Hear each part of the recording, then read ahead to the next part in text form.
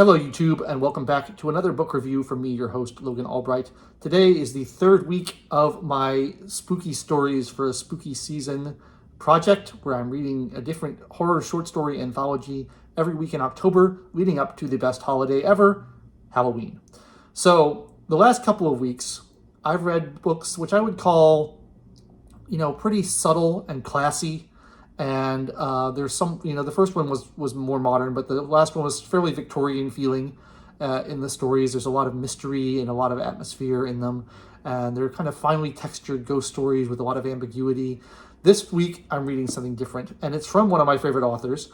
It is The Books of Blood by Clive Barker. And this is a not omnibus, but half omnibus set collection of the volumes 1 to 3. There's a second volume, 4 to 6, which they were originally 6 separate volumes.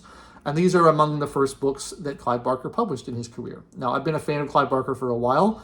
I think The Hellbound Heart is one of the best horror novels or novellas ever.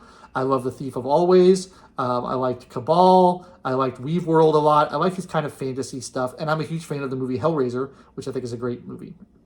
But Clive Barker is very different than the other authors that I have covered this month so far. He's more modern. He's more edgy. And instead of telling these kind of spooky ghost stories, he leans into like the slasher genre a lot more. There's a lot more blood and guts and ribbons of flesh and body horror and grotesques and things like that in his stories. I think they're quite good, but they're a completely different genre of story. And frankly, it's a genre that I'm not as enthusiastic about as the earlier books I've read. I think that these books, as the first of his career, published in the 80s, show the signs of kind of an angry young man writer, to put it in that kind of cliche term. I feel like he's not quite matured as a writer yet, and these are his kind of first attempts at kind of putting his ideas out there. And they're quite violent, and they're quite shocking. And there's some great stuff in there, but it's not among my favorite of the material that Clive Barker has written. The first volume is my least favorite. Feels like it's not quite mature yet, like he's still working out how to do this sort of thing. There's one story in there I quite like called The Yattering and Jack, which is like the only story in the collection that's really a comedy. It reminds me of his book, Mr. Begone. It's about a demon who's being tasked with trying to basically drive a man insane, and he's frustrated by the fact that the man won't give him an inch and just shrugs everything off. It's sort of like the story of Job from the Bible, retold in Clive Barker's unique style. That one's quite funny. The rest are very dark. I think that first collection is a little bit the weakest of the lot, although there is a story called In the Hills, the Cities, which is the last story in that collection, which I quite like. It has a good atmosphere of like traveling through Eastern Europe and having this old world traditions that you don't quite understand, and scary stuff going on there. I thought that one was good. The second volume is my favorite. I think all the stories in the second volume are really good. My favorite story in the whole collection is called Dread. And Dread is, I wonder to the extent to which Dread had an effect on like the torture porn genre of movies, because it really feels like it could have been the inspiration for Saw or Hostel or one of those. It's basically about a professor or a student, an academic, someone's really, really smart, who wants to study the nature of dread, and he locks people in an apartment and confronts them with their darkest fear and observes them as they're confronted with it. And it really does feel like one of those movies. I think it's a really well done story, and it's probably my favorite in the collection.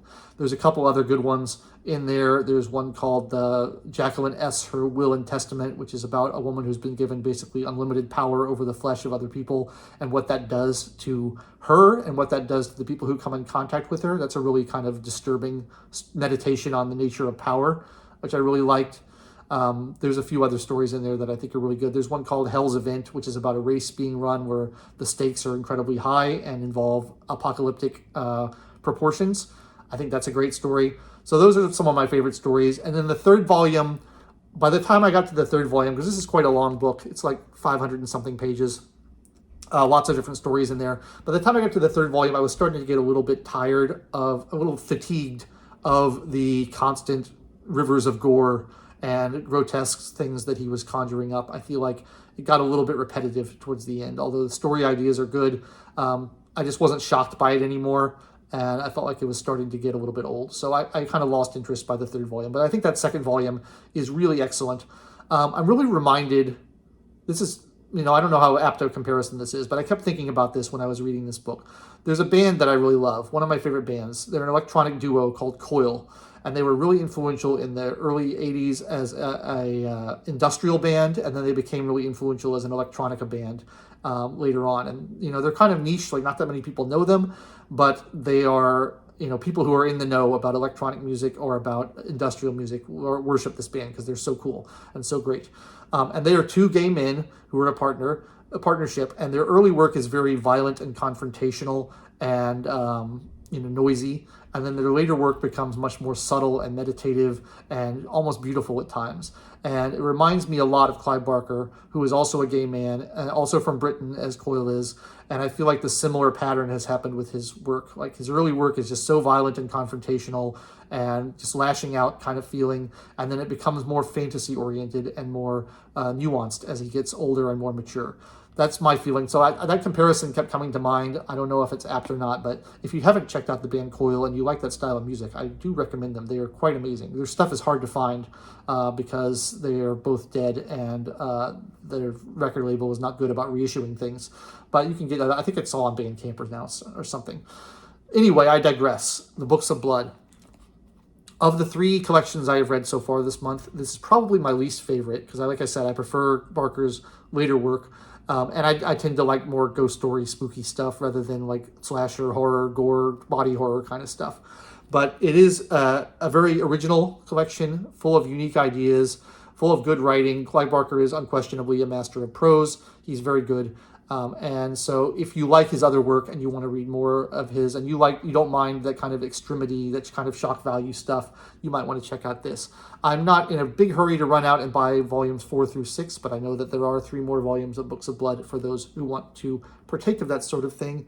And then next week I will be doing my last collection in the month, and that's from an author that I've reviewed before, but I will not spoil that for you, and you will have to see what it is. It's a little bit more of a return to the previous style of collections, a little bit more subtle, a little bit more Victorian in style, and you'll have to see what that is. So I hope you'll join me for that. Also, a reminder, next week, the last week in October, will be the release of my book, Libertarian Paganism, which you can see behind me. If you are interested in paganism as a religion or libertarianism as a political ideology, and you want to see how the two overlap, you should check that out. Available on Amazon or from Moon Books Publishers, being released October 27th. And I'll be doing another video about that next week to kind of explain more about what that book is.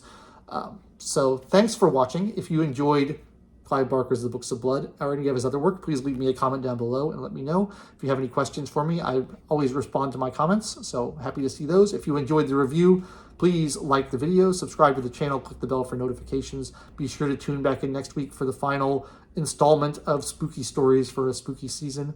I'll be getting that up. And until then, thanks so much for watching, and I will catch you later.